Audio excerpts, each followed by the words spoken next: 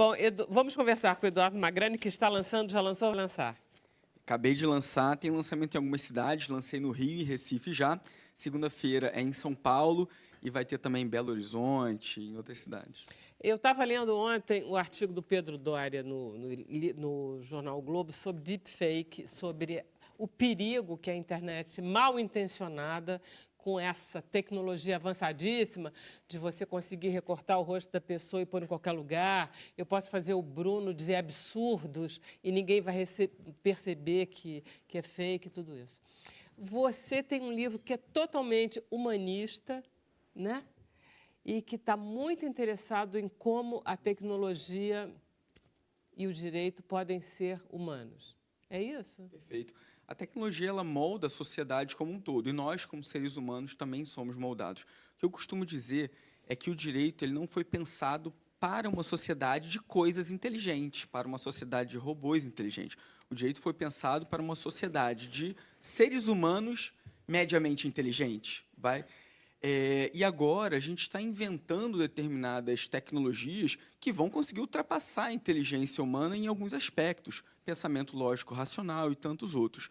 E quando você fala nos problemas do deepfakes, esse é um problema extremamente atual, envolve tecnologias muito atuais. E o direito não foi pensado para isso, o direito não está se preparando como deveria para isso, muito menos os processos democráticos. Então, o deepfake ele vai além de uma fake news. Ele consegue pegar um padrão do rosto de uma pessoa, ele consegue pegar o padrão vocal de uma pessoa e colocar qualquer frase na boca de uma pessoa. Né? Seja mudando o rosto, seja com padrão vocal. Imagina se eu faço isso e solto isso na véspera de uma eleição. O estrago está causado e não tem jeito de você, a tempo da eleição, conseguir voltar atrás. Então, isso tudo é muito novo para a sociedade como um todo, para os processos políticos. Então, as pessoas ainda estão entendendo, em primeiro lugar, o que é, né? O que é uma deepfake. A gente ainda estava entendendo que era uma fake news, agora já vê deepfake em cima, né? A gente ainda está tentando entender o que são essas novas técnicas para depois a gente tentar regular de uma maneira interessante. Né? E eu só cheguei à metade do seu livro, por erro meu, devia ter começado a ler ele um pouco antes. Mas eu estou no momento em que você está comparando a legislação brasileira com a legislação europeia.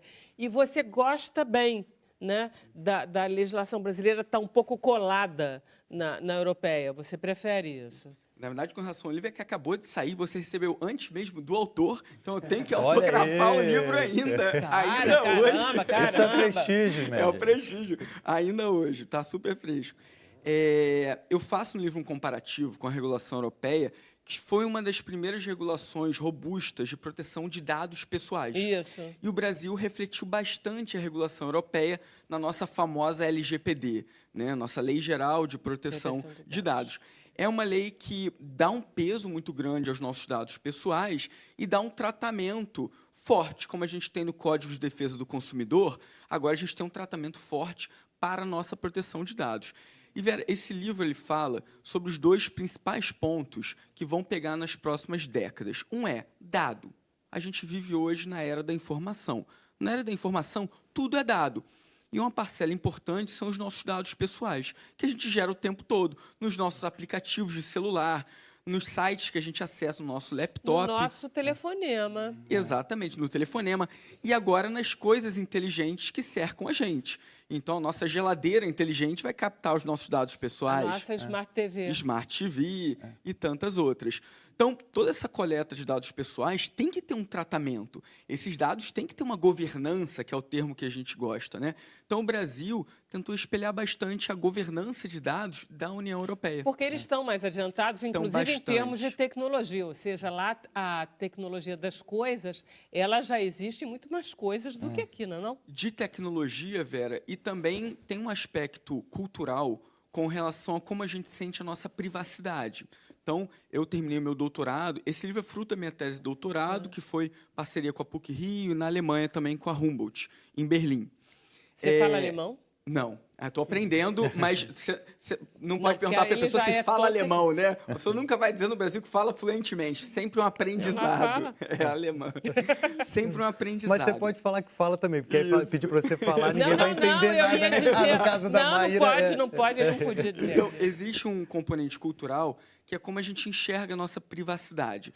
Num país como a Alemanha, as pessoas não vão trazer para dentro de casa um robô inteligente que automatiza a casa inteira sem terem noção dos riscos Tá. que esse robô E inteligente aqui a gera gente para a traz. privacidade, para a proteção de dados e tantas outras. Então, na América Latina, a gente tem uma adoção, às vezes, muito acrítica. A gente traz para dentro de casa uma tecnologia que a gente não sabe como funciona, não sabe os riscos que estão atrelados, mas existe um fetiche A gente da vai dizendo tecnologia. sim, Aceita sim, tudo, aceita né, no tudo. contrato de clique. Então, um aspecto importante para as próximas décadas na era da informação é a governança de dados. E aí, nesse aspecto, a gente refletiu bastante a regulação europeia. E a outra parte dessa moeda é justamente a nossa interação com essas coisas inteligentes, que estão ganhando autonomia, que direitos a gente vai atribuir a robôs nas próximas décadas. Será que vai chegar no momento da singularidade, da consciência robótica ou não? Você acha que no futuro pode ser que a gente possa processar um robô assim no tribunal e tem essa chance ou não? Essa pergunta é importantíssima e está sendo discutida É, agora muito na legal essa Europa. pergunta, gostei. Pelo Imagina, seguinte, entrar um robô, Bruno, você quer... muito, essa pergunta é porque importantíssima. Pode, né? Tem tudo a ver, né? Um aspecto Porque você não importante do controla direito... o algoritmo e aí ele vai sozinho. Claro, um aspecto importante do direito é a reparação de danos. Então, se a gente vai entrar num cenário possível em que máquinas vão ser autônomas, se esse ser autônomo gerar um dano, quem responde?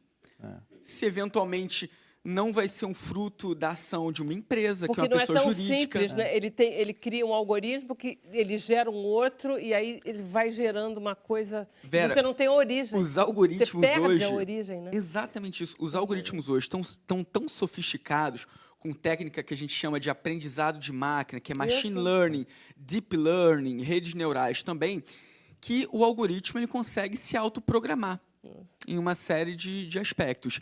Em um determinado ponto, se você pedir para o próprio programador explicar como o algoritmo chegou naquela decisão, pode não vai ser que o saber. programador não saiba responder. Tem outra coisa que você está falando no livro, eu até marquei, mas não adianta pegar, porque eu acho que eu me lembro, porque eram duas coisas, mas uma delas eu me lembro. Por exemplo, você fala, a gente dá uma série de informações para o nosso sistema de saúde, por exemplo, para o seu médico. E, de repente, você pode estar dando embutidas ali, o algoritmo pode descobrir informações de crédito, é óbvio. Se você se propõe a uma cirurgia de ponta, que você acessa um médico de ponta, com remédios de ponta, você está dando informações de crédito seu sem dar nenhuma. Sem dúvida. E E sem ter uma etc, consciência né? sobre E isso, sem né? ter De que nenhuma dados a gente está consciência, achando que fornecendo. está sendo o mais privado possível, né? E esses dados eles estão sendo tratados por seres humanos, mas também por robôs, também por algoritmos. E muitas vezes os algoritmos tomam decisões que são mais autônomas, né? Então hoje, quando a gente pensa na área da medicina, hoje algoritmos dão diagnósticos, em alguns casos, melhor do que os seres humanos.